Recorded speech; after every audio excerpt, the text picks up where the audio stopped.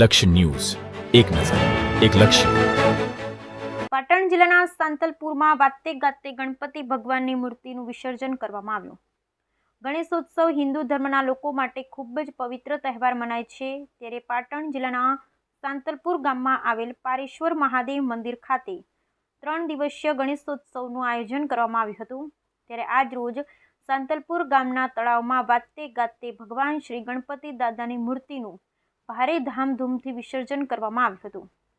જેમાં અગલે સાલ જલ્દી આનાના જયઘોષ સાથે સાંતલપુર ગામ ગુંજી ઉઠ્યું હતું અને ડીજે અને ગરબાના તાલે દાદાનું વિસર્જન કરવામાં આવ્યું હતું.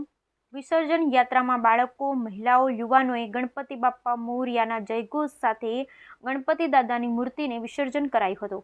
Bureau report Govabhai Ahir, Patan.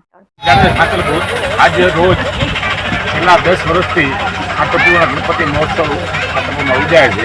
આજ વિસર્જન છે. એના નિમિત્તે હું તમને વાત માંગુ છું કે આ આખું ગામ બંધ રહ્યું. બૈરા, લેડીઝ, આદમી, છોકરા બધા પણ અહીંયા હાજર છે.